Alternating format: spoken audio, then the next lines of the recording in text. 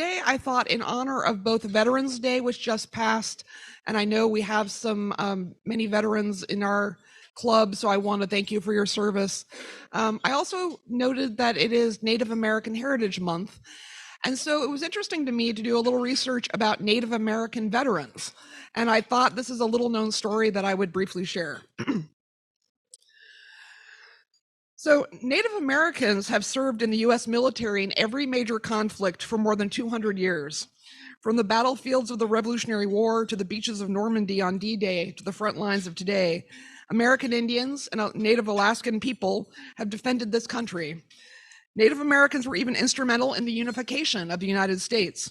General Eli S. Parker was a member of the Seneca Nation and served as General Ulysses S. Grant's military secretary during the Civil War. Parker would eventually write the final draft of the Confederate terms of surrender that led to the end of the Civil War. Years later, of the 42,000 Native Americans who served in the Vietnam War, 90% of them were volunteers, 9-0. Regardless of their role, they have always been active. Many of you may have heard of the Navajo code talkers. They've become legendary for creating a special code using their indigenous language to transmit sensitive information during World War II. The Navajo people's unique and largely unwritten language made it ideal for creating a code. 29 Navajo men initially joined the Marine Corps.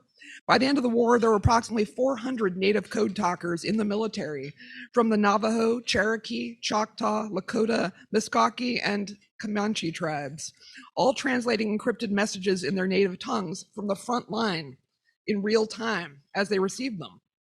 Although Japanese forces were incredibly adept at breaking codes throughout the war, they never broke the Navajo Code. It was this code that helped the United States win the war in the Pacific in 1945. Many women have also been involved. They served in the nursing corps and in various branches of the women's military. I should note that aside from the code talkers, many other Native Americans contributed to the war effort. Of the 350,000 American Indians living in the country at the time, nearly 45,000 of them enlisted in the armed forces, making them the demographic with the highest rate of voluntary enlistment in the military throughout the entire war. In certain tribal nations, 70% of the men of a single nation enlisted. From those who served on the beaches of Normandy to Corporal Ira Hayes of the Pima people, who was one of the 6 Marines who famously erected the American flag on Iwo Jima, American Indians were a part of some of the most important moments of World War II. Today, American Indians and Native Alaskans carry on the tradition of service and sacrifice as they continue to serve at a higher rate than any other demographic in the entire country. Since September 11th, almost 19% of all Native Americans have served in the armed forces.